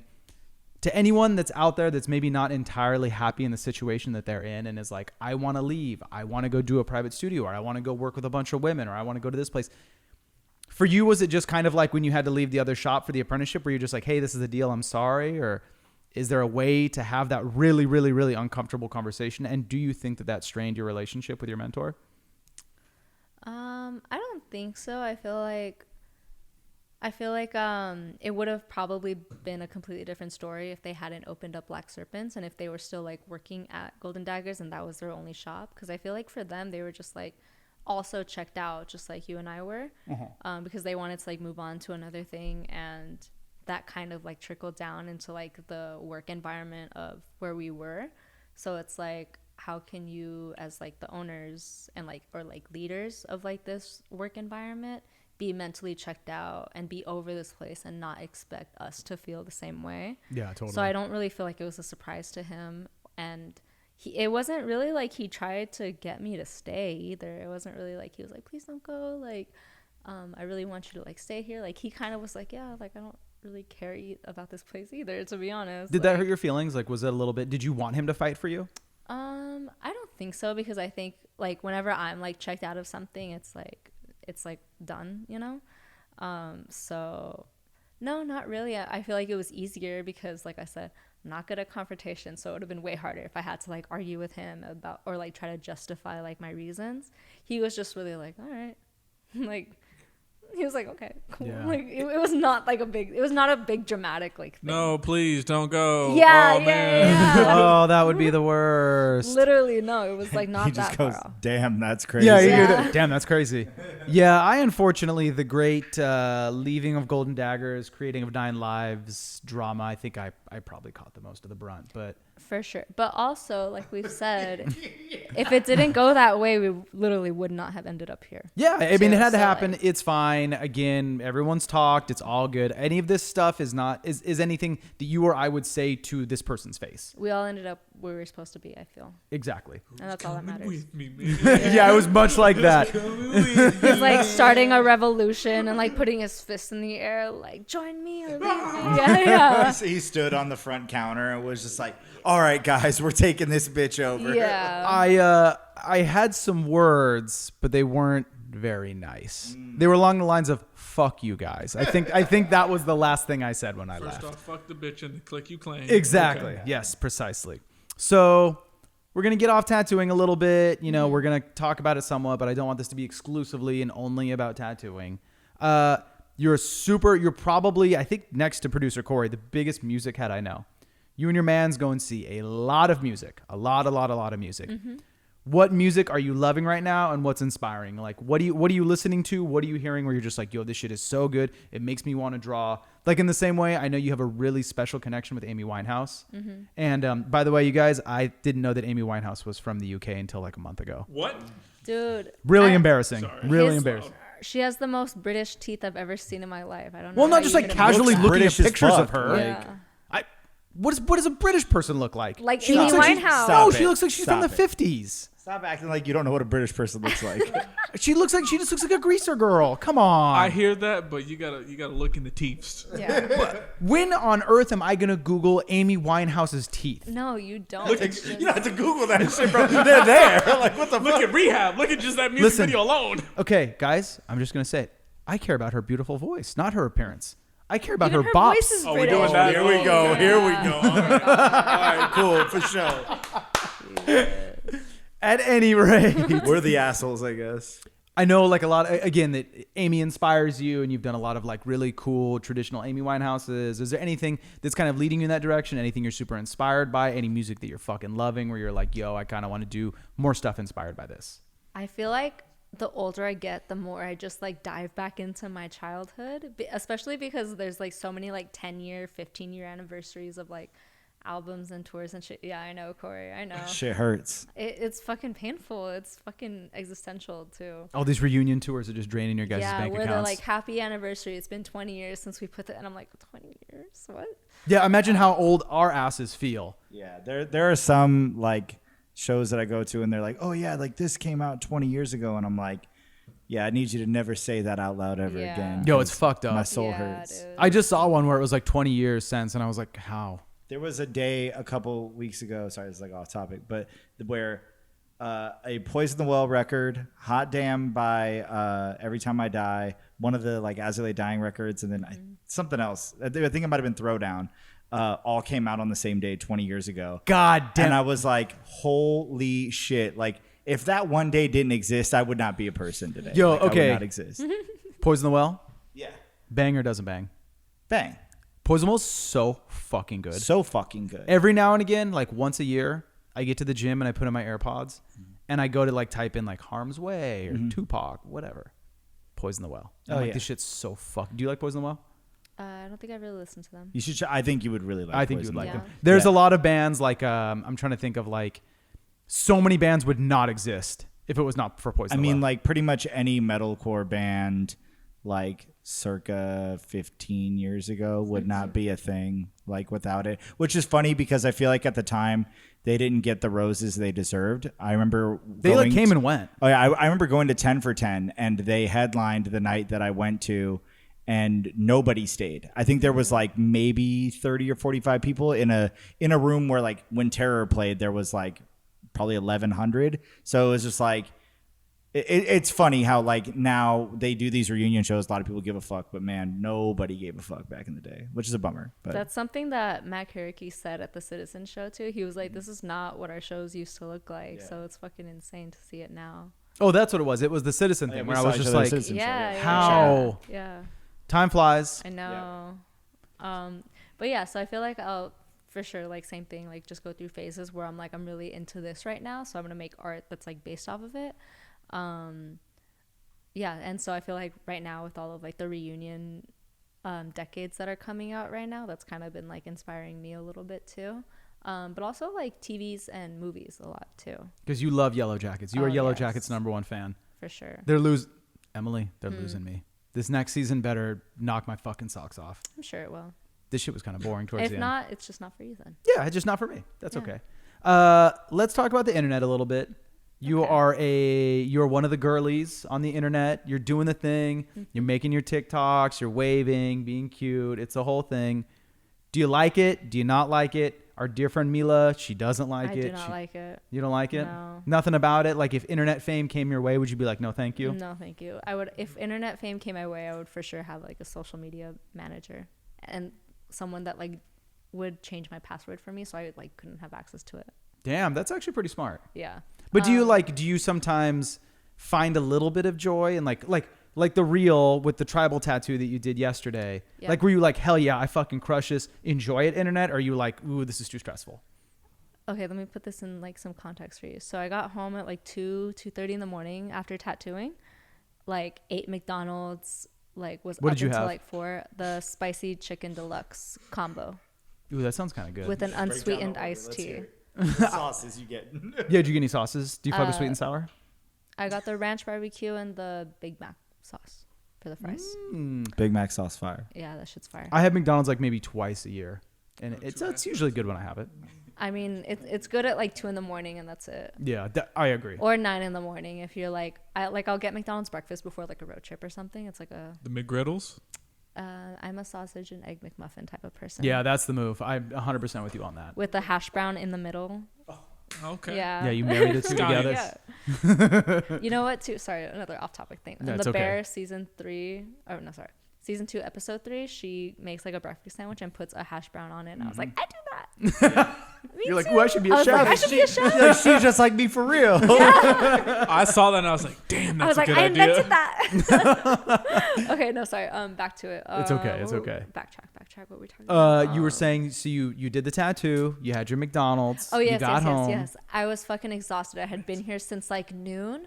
I had been working for like 12 hours, Yeah, all tattooing for fucking day. 9. Yeah, I was exhausted.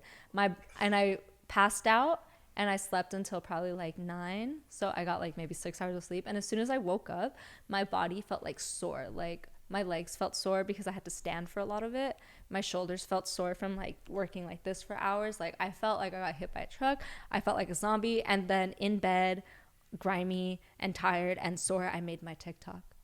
So I felt like shit, but I was like, I work so hard. I need to make content for it. So then you do love it. No.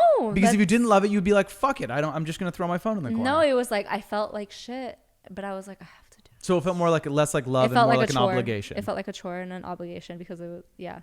Okay. Even like you said it yesterday, you're like, you better take a lot of pictures and videos because this shit, like you got to post it. I'm like, yeah, I know. But no, I feel like I grew up literally on the internet. I have been on like every single social media platform that has ever existed. I was on MySpace, Facebook, Twitter, Snapchat, Instagram, Vine, literally everything. Are you going to be threading now that that's a thing? No, I think I'm done. I think I'm just good with like my Instagram, Twitter, and TikTok. That's it. I can Okay. only manage those 3, and even then I like barely post on them.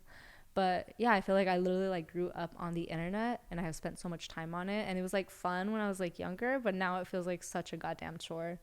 And it feels so like produced for me. Like I feel like I'm constantly like making posts and like I don't like doing that. It's always so interesting to talk to different groups of people about the internet because I feel like it really goes one way or the other. Because last week Andy was here and she's like, I love to do that shit and I love to be on the internet. I love to be a personality. Like I think it's just some people like it, some people don't. Some people like cats, some people like dogs. Like it's just a thing. I remember when I did a giveaway for like my friend Gracie, like for her cancer fund, and I like was like making a video about like the winner. I feel like I did like 100 takes because I just felt so like fake talking into a mic or like talking into my camera, be like, hey, what's up guys? Like I don't. How come you don't do more videos like this? You go, hey, what's up? And you move your arms all crazy like this. Can you do that on your next like reel or TikTok or whatever? Will you be like, hey, it's me, Emily. Here's a tattoo coming. That. No. Okay. It's fine. So you have one of my favorite boyfriends ever. Me too. I really like Raffa a lot. I feel like I've had a lot of really funny moments with your boyfriend. Yeah. mostly about us talking about metal or how much we love to overeat. And those are the two things that me and Raffa have really, really bonded over. Yeah, that's what you guys like have in common the most, I think. Yes. Both of those are awesome things. Yeah, and let me tell Corey's you, gonna jump in and be like, I also love metal, and I'm like, yeah, honestly, he does. I met him and he was cool. Yeah, Raffa's Yeah. cool as fuck. he's a cool guy. And I will say that like this is something that I think is important, and even Mila and R have something similar. Both of your boyfriends or both your partners are endlessly supportive when it comes to getting tattooed. And I think that it's really, really important that if you're going to be with someone and you're a new tattooer, they need to be really, really supportive and understand that you're going to work really long hours and it's kind of a hectic job, and it's going to usually the relationship is going to take the back seat to tattooing. That's just the way that it goes. Do you have any advice for anyone out there that is like learning how to tattoo and they feel like their partner's dragging them down? Or you just like leave that motherfucker, Yeah, like leave just them. don't do it. Yeah, don't do it. It's true, everybody. If you got a partner and they're not supportive of you tattooing and they're like, hey, don't be drawing all night or don't be tattooing all night, don't take that walk in, you need to be fawning me with attention, fucking break up with them. It goes with anything, I would say. Anything. There's Yeah. a lot of things. If you're passionate about something and your partner doesn't fuck with it, or they feel like you're not giving them the attention, man, Yeah. with all due respect, fuck them. Yeah, straight Yeah. up fuck them. Again, I'm always so impressed with Raffa and the fact that he comes in and you're like, this is what you're getting today. And he goes, okay. And you just tattoo him. What is your favorite thing you've tattooed on him? The clown. Oh, yeah, that's a really good one. Yeah, I that's really my like the favorite clown. one. It's also like the most recent one, so I feel like that's just really reflective of like, this is what I like to do at this time. Do you think Rafa's going to listen to this or he's like, I don't give a fuck? No, he's gonna listen to it because he's my #1 fan. I love you. Thank you. Okay, I was just about to say, do you want to give him any shout outs? Yeah, let's Yes. have a clap for Raffa. Yes, we love you. Raffa, whoop whoop. On the same back of that, you have tattooer friends that are males. You're friends with me. We're business partners, et cetera, et cetera. Do you have any advice for any of the ladies out there, any of the girlies out there that are working with male tattooers? Is there anything that you want to say to male tattooers? Because there's a lot of division right now. And like you said, there are female-owned tattoo shops because they're sick of the bullshit. Yeah. Or there's a lot of situations, I think you and I and Mila can very much agree that like me and Josue that also works here at Nine Lives, we're kind of not the more common male in the industry. Honestly, no.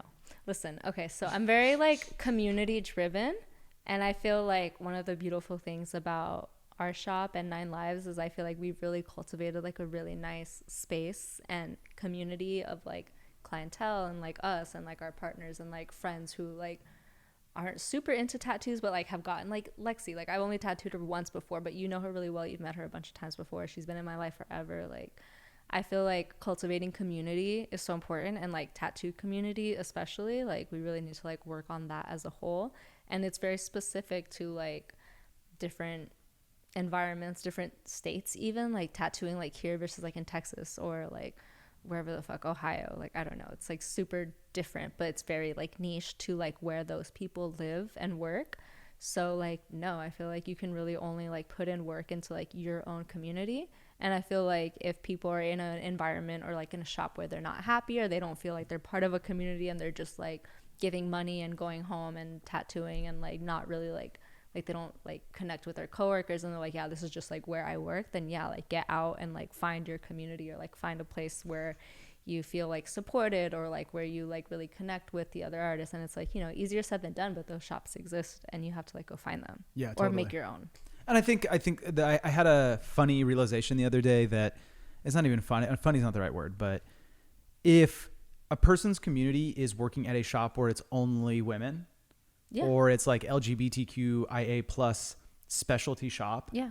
if that's your community, cool. Yeah. Like just do it. And if people want to get tattooed at those shops, cool, just do it. Like as long as everyone is safe and happy and inspired and doing cool tattoos, Yeah. all the other stuff doesn't matter. Yeah. And it's rad that I feel like we're actually starting to get to that place. I think so too. Yeah. And I'm grateful for this. I'm grateful for Nine Lives. I'm grateful that you and I get to work together and that we get to inspire each other and you push me and I push you. And you and I spend a lot of time together here.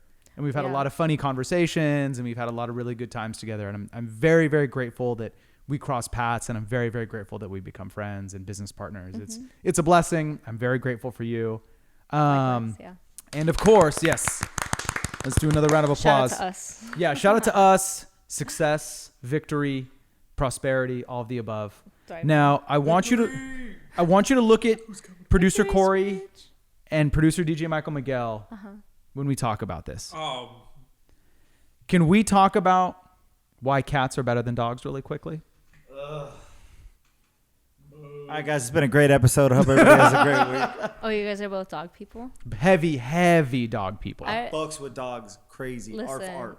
Well, Arf, my arf. best Woof, friend has woof. 2 cats, and I love them. But Yes. other than that, cats don't really like me. All the time. Corey is giving DJ MichaelMiguel a very sour look over his shoulder He's right just now. changing up now. It's crazy how he's different. But I feel who's like- on my phone? It's my dog. Yeah. Your dog is very cute. Your dog is your wallpaper. Yes. My cat is my wallpaper. See, I feel like it just is really reflective of like the personality of the owner. Cause like I grew up with dogs and I loved my dogs. Like they were great.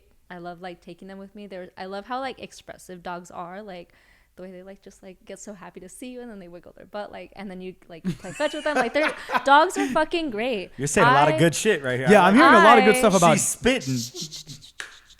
butt. I'm waiting for the butt. I am Do the not in a cat thing. place to have a dog. I work a lot. I live in a 1-bedroom apartment. My boyfriend works full time, so like we just don't have like a space to have a dog. It's like literally like having a child, and I love that. I think that that's cool. Like for people who like want to like put their love into like having like raising a puppy and shit. Like that's cool. And like I am trying to take my cat on walks because I want to be able to like take him places and shit. And sometimes I'm like envious of people with dogs because I'm like I wish I could take my dog with me to like run errands, to the beach and like just like have a little companion with me. Like that's cool. But like my cats are my fucking everything. Like I pay so much attention to them at home. Like if there was like a hidden camera in my house, do you remember that scene in The Office where Angela is like licking her cats? Yes. Yeah, Licks them and shit. literally, bro. Like you guys would be like on your computers like, what the fuck is she doing? Like I am obsessed with my cats Come and back into those the are my shop and babies. nobody be able to look you in the eyes. Yeah, like, it's like, what? That was pretty Okay, weird. so my cat Luna doesn't really like to be pet that much, but he loves to be kissed on the head. And so when he's like laying down, I will literally like lay next to him and literally just like give him little besitos on the head. Like, and if there was a hidden camera, like people would like laugh at me. You know? How many times do you But think I you just- kiss? I love him. How many times could you kiss Luna on the top of his head in 1 minute? There's 60 seconds in 1 minute. Correct. 120. God damn. So you're saying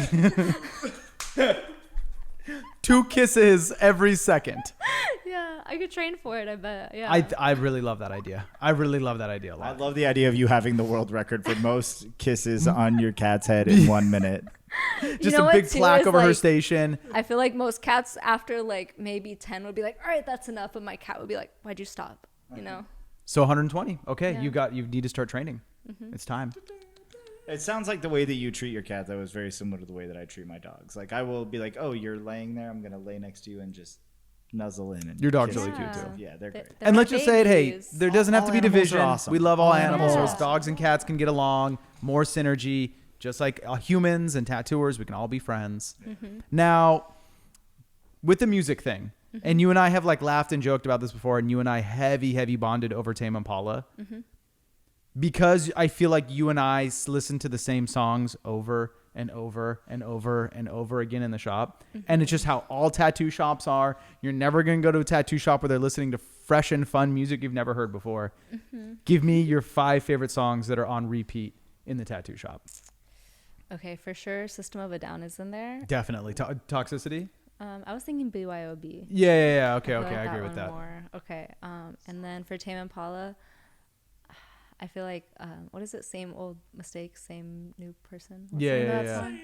But I'm really fucking with that Thundercat collaboration song. Like I feel like Yeah, every the time I hear newer it, I'm one. like, yeah, I like this song. Yeah. So I feel like it's more like 5 top artists that play. Okay, all let's the do time. that instead, because that's hard to remember the song name sometimes. Literally, because I feel like when we're tattooing, like I'm not looking at my phone to see what the name of the songs are. So I feel like I can know like a lot of music, but not know like the name of it or even like the artist name because I'm like, I know that song, I just don't know who fucking plays it.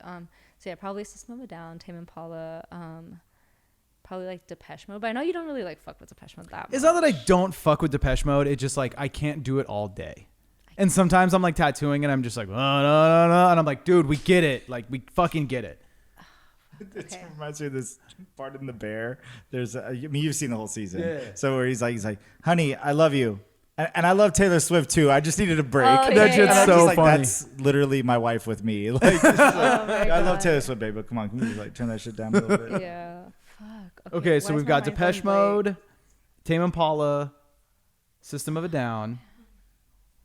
Dude, my mind is going blank on like everything we've ever listened to in here. Okay, We listen to Vacations a lot. yeah, We like listen to Drab Majesty a lot. indie shit, yeah, goth shit. Oh, the Russian band that you like a lot. You just saw. Molchatoma. We listen to that a lot. Yeah, Molchatoma. They're like a Russian goth band, dark wave kind of. Okay. It's Yeah. cool. I have no You idea gotta what send me they're that saying, shit. but they sound sick as fuck. What's the Provoker? We listen to them kind of a lot Yeah, too. we do. I feel like it's just because like my daily mix is like the same songs, just like in different orders, and so I'll put like the same 2 or 3 daily mixes, and that's it. I'm not mad about it. I feel like we have Yeah. good taste in music. Yeah, I think so too. DJ MichaelMiguel, you have a question. Yes. Hit me with it. Had a conversation on this weekend. Corey was there, is my witness.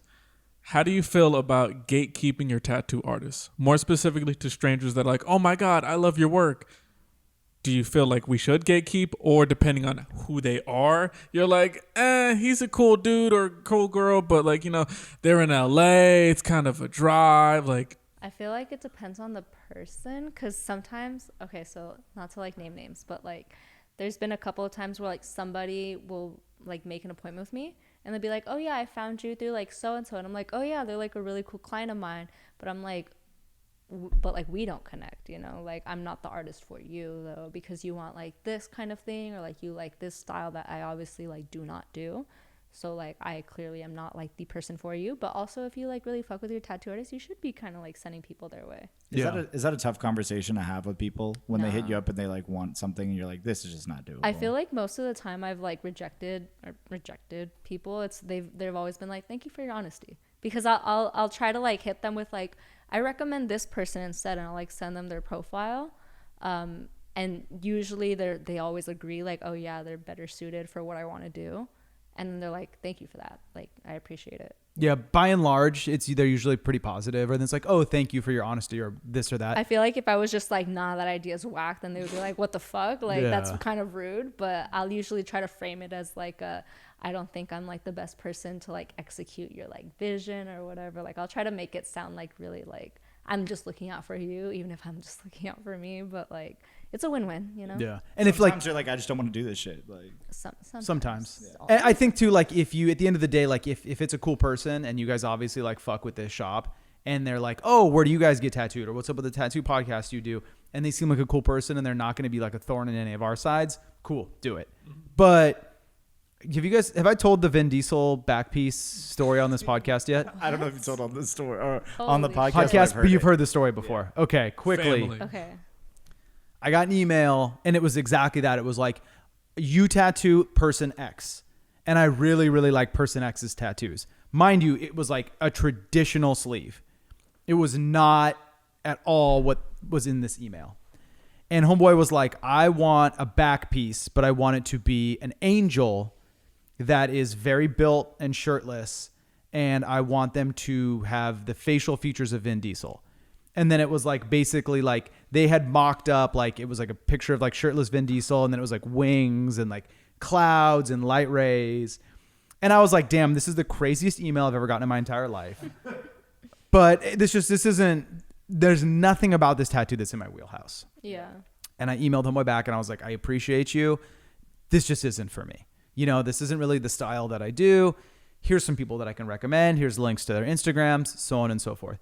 The email that he sent me back was like scathing and was like, well, fuck you then. Obviously you think you're fucking better than me and blah, blah, blah. You don't want money and I'm trying to give you it was really weird. It was like one of the most off-putting emails I've ever gotten in my entire life. Whatever. Maybe he just fine. really was hoping that Vin Diesel would like die soon, and he would be like, yeah, I got a tattoo of him because I love him so much, and he's like an angel in heaven. I don't know, but Perhaps, but like That's where I super fit into weird. this and why I like shit on his ice cream sundae by saying that I didn't want to do it. I don't know. Ew. It was mad. Why would you say that?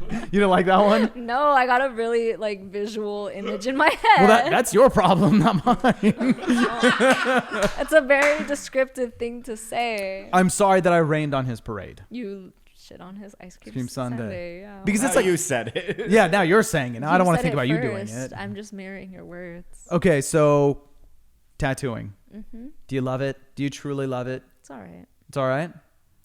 What's your favorite thing? What's your least favorite thing? Man, I have no idea. fucking idea. I can't even describe my relationship with tattooing. It's just like I said, it's something I've always wanted to do. Something I've been like obsessed with and like interested in for like more than 10 years now, probably like closer to 15.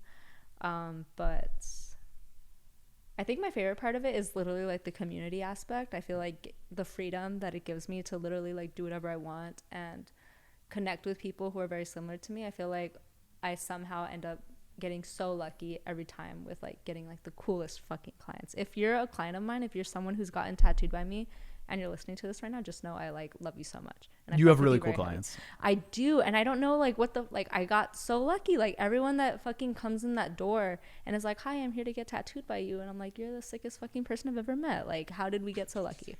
Like I really don't know what it is, but like I just like feel so happy to like have like some of the clients that I do. You do know that it's you, right?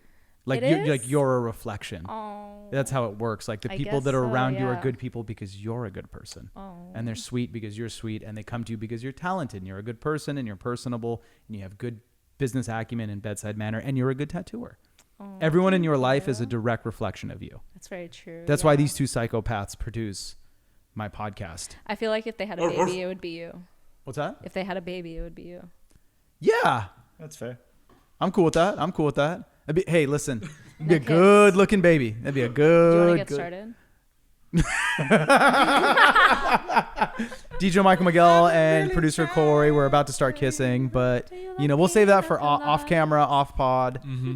That's for the Patreon. yeah, that's for the Patreon.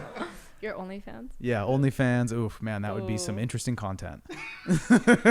We would get -3 subscribers. OnlyFans would be like, you owe us money for wasting our fucking time. You're taking up bandwidth with this bullshit.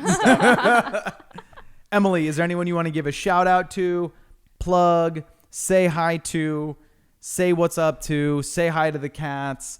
Tell everyone your Instagram, tell everyone your TikTok, where they can find you, how they can get tattooed by you. Everyone get tattooed by Emily. She fucking crushes tattoos. She does some really cool shit. Come in, hang out. It'll be fun. You can guarantee that I'll be here. Tell everyone what you need to say. Do the things that you need to do. We're going to do the mystery question, and then we're going to get the fuck out of here. Okay, cool. Well, if you've made it this far, thank you for listening to us talk shit for an hour. That was really fun. It's only been an hour and a half. Wow. Okay. Well, thanks for listening for an hour and a half. Yeah, I mean, shout out to everyone who like supports me, like has been like there for me for however fucking long, even if it's been like a couple of months that I've known you or like a year. I feel like I really connect with a lot of the people that have been coming into my life ever since I started tattooing, and I feel like that's because it gives me like more control over like who I'm allowed to be like nearby me or whatever. But yeah, shout out to my friends, my boyfriend Raffa, love you, my clients, of course my cats. And you can find me on every that's social, the important part. every single social media that's ever existed is Emily's Tattoos, EMILYS TATTOOS. Can you do that slower? No. That was really hard to Yeah, understand. I said that really fast. Emily's Tattoos, EMILYS TATTOOS. Cool. If you can't figure me. that out, just rewind this shit. It's crazy that you got that on everything. That's like Yeah. admirable. Every time Honestly, someone's thank like, you. "What's your information?" and I'm like, It's Michael MMANRAINOOTETTOEER or whatever. TATTOER. I just showed them my Instagram and I go, "This is it. Take a picture of it." It seems to be working for me. Whenever anybody say, "Oh, who do you get tattooed?" I'm like, "I'll just show you this shit. I'm not gonna try to." Like, I It's can't the best way to spell do it, it. It's the yeah. best way to do it. Okay, let's get to the mystery question. Okay. Or it's like I said, it's a "could you handle the pressure" type of situation. Now, Pitbull. would you rather be Pitbull the dog? No, I'm Bro, kidding. I'm going to kill you if you ask me You that. just break that mug over my head. I'm going to break the mic and then this podcast will never come out. Now, who is like categorically across the board your favorite band? Like unequivocally. Are you shitting me? If you just got it's important to set the stage and paint the picture. We have to know who your favorite band is. That's not fair. Okay. Can you just pick one? Can I pick one per genre? No, I don't need. This isn't like a. Just pick one of your favorites. Yeah, Gwen Stefani isn't going to hear this. Just pick one you really but like. She's not my favorite, so okay. She's up there, but okay. Is it System? It's a tie between System and ABBA, and I feel like they're very yes. Not Turnstile. No. She just seen them like 1,000 times. That's where I'm going. Let's choose ABBA because it's slightly funnier to me. But I feel like System and ABBA are so reflective of like my dual personalities, you know? Would you like for it to be System instead? No, they're both up there. I can't pick. How about this? I'll give you both. Oh shit. Okay, I'll Okay. take both. Are you ready? I get two. Okay. Let's say you're at home, you're drawing. It's a nice day outside. You're working on it. Oh, by the way, I just want to say, please don't Emily the situation and be like, I wouldn't participate in any of it. Okay. You can't do the Emily thing where you're like, I'm not going to do any of it. The answer is no for everything. Please don't do the Marissa Wilson thing and just say no. Okay. And you're drawing, and sweet Luna comes up to you, and he sits across from you, and he's like looking at you with like such an intensity. And you're like, why is this cat looking at me with such an intensity? And just like jokingly, casually, you're like, what's up, Luna? And Luna's like, Emily, it's me, Luna. I'm speaking. I can speak. I've always been able to speak. And I understand everything. I see everything. There's a great sorcerer, an ancient god living inside of me. And my soul has been passed down from cat to cat to cat. And now you are here, and we live together, and Raffa's here, and Nova's here. But here's the thing. You have to keep the secret. You and I can talk, we can have conversations, I can tell you about ancient times, but you cannot tell anyone about this. Anyone. And if you do, something terrible will happen. What is the terrible thing? Let me finish. Okay. He jumps off your table and you're just like, man, that was fucking crazy. And you're like thinking like, maybe I smoked a little too much weed. Maybe I like thought that the chocolate was mushroom chocolate. And I didn't realize I'm tripping. And you hear him over your shoulder and he's like, you're not tripping. Remember, if you tell anyone about this, a terrible thing will happen. Raffa comes home from work. He's like, baby, let's go to dinner. I don't want to fucking make dinner. Let's go to K-Town. Let's have a nice dinner. Let's go have ramen and how have you guys fuck with ramen. Mm-hmm. Okay. And you're like, yo, like, I don't know if it was like the weed or what, but like, I could have sworn that Luna was like talking to me in the living room earlier today. And Raffa was like, haha, babe, you're so crazy. Whatever. The next day, you look on your phone and you see that both System of a Down and ABBA have died in horrible tour bus crashes. And you know that he has completed the prophecy. Something terrible has happened. Everyone in System of a Down, dead. Everyone in ABBA, dead. Because you blabbed about Luna being able to talk. Damn. Could you keep the secret after that, or would you just keep testing the waters to see if horrible things happen? Oh, and let's just say, too, like, Raffa leaves, and Luna looks at you, and he's like, I wasn't fucking playing. and then it's, like, quiet, and then he, like, doesn't speak to you for a couple more days.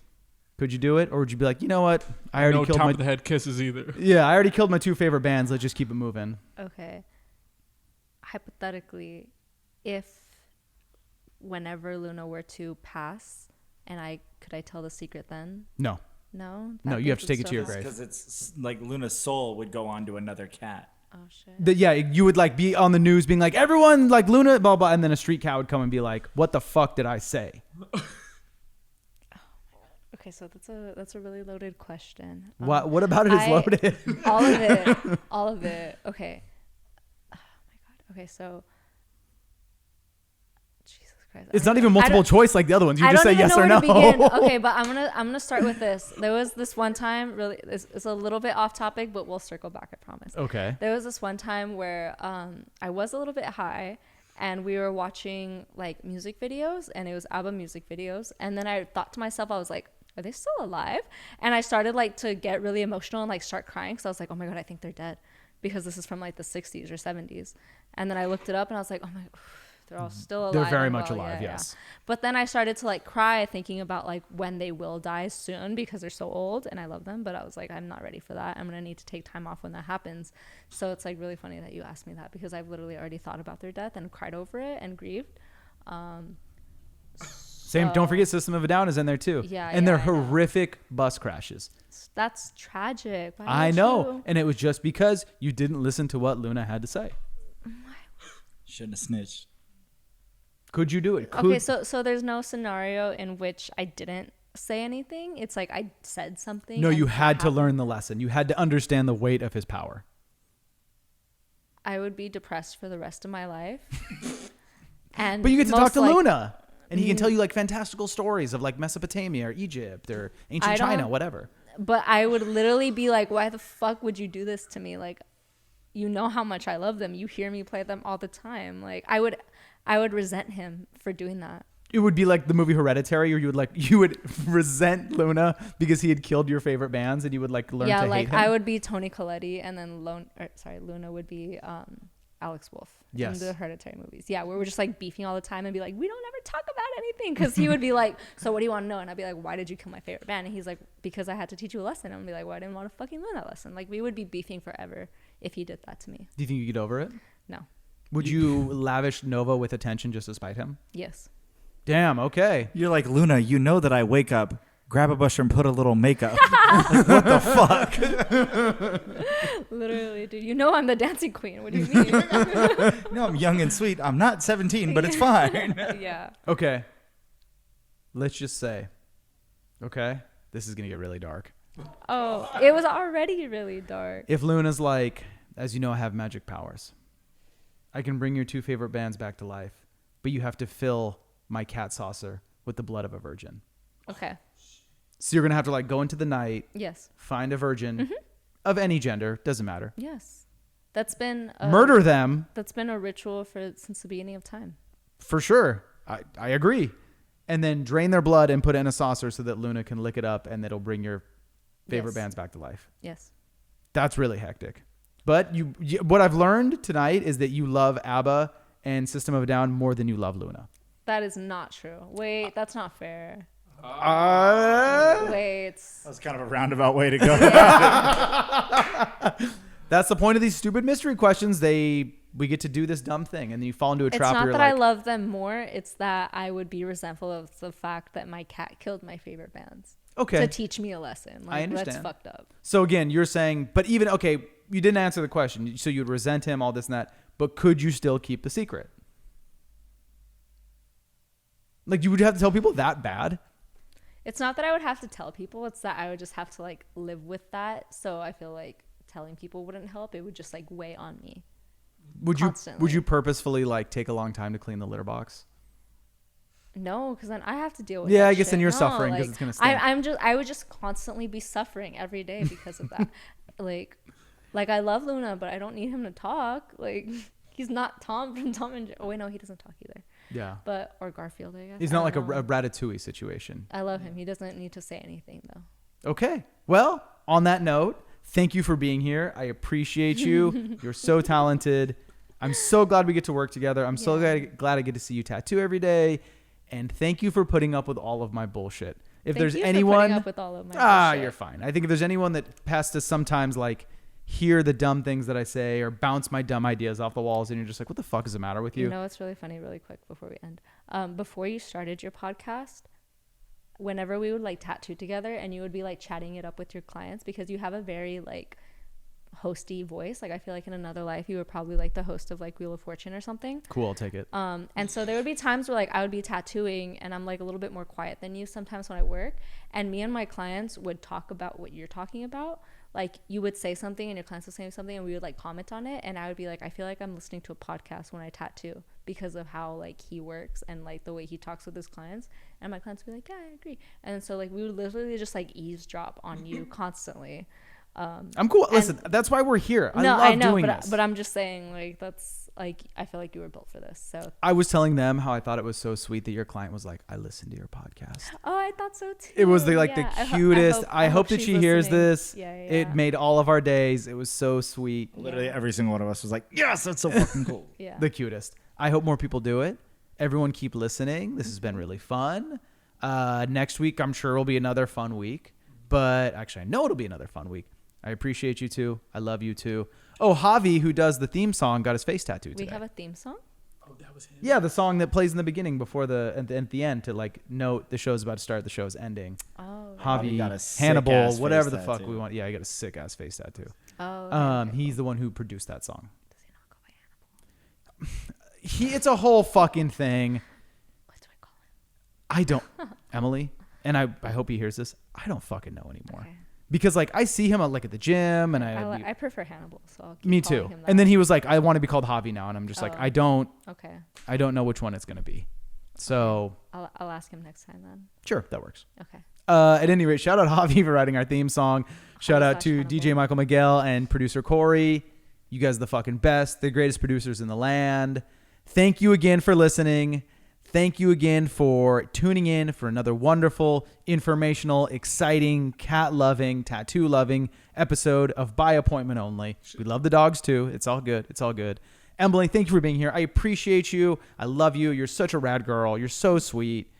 You and Mila are the fucking best. You are truly like the joy of my tattooer life. Oh, So thank you. Thank you for being sweet. You guys have a big piece of my heart. Keep kicking ass. Keep being tough. Thank you. Everyone out there, be tatted, stay sweet, be good to each other, love each other, don't do dumb things. If you have a pet, kiss them right on the lips for me. As soon as you hear this, just go, mwah. Good night, everyone. I love you all too. We'll see you next time. Bye.